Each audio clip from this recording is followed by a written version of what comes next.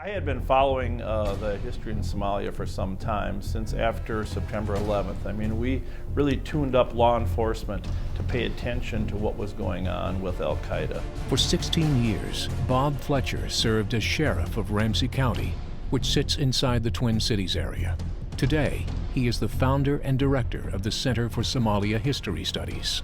When Ethiopia invaded Christmas Eve of 2006, the game changed. Serious fighting broke out throughout Somalia, again, between the Shabaab and the Ethiopian troops. Now, during that time, from April of 2007 to January of 2009, there were calls throughout the Somali diaspora to go back and help the Somali people.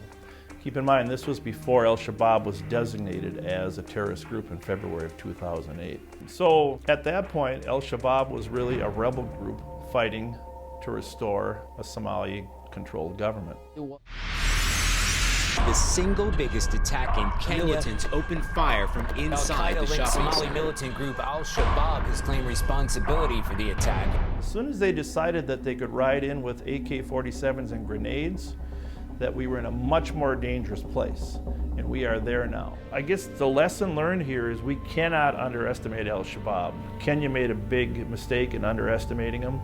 I sense that there's a feeling that this would never happen in the United States. We're back to where we were before September 11th.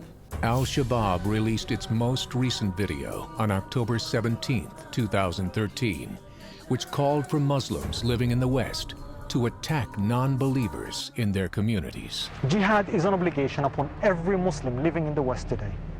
But quite understandably, it may not always be easy for every single Muslim in the West to make this momentous journey to the training camps of jihad. So if it's impossible for you to make it safely to any of the lands of jihad, then follow the example of your brothers in Woolwich, Toulouse, Texas, and Boston. Isolated cells or lone wolf attacks, people that are radicalized over the internet or by what they're seeing in the world, pose a huge threat. Maybe the hardest threat to stop, like what happened, of course, in London with the soldier being hacked to death. That kid that from Nigeria had tried to go join Al-Shabaab twice. You people will never be safe. Al-Shabaab is quickly becoming the place to go if you want to join jihad against the West. They're using the internet to go after the kids.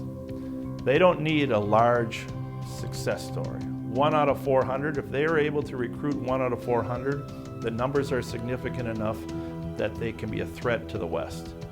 And that's what's happening. I don't think you can stop people from expressing their deep-felt opinions, even if they're radical.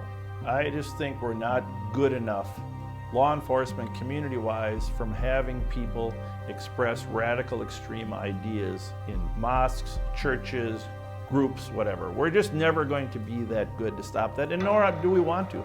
But we ought to be able to offer an alternative.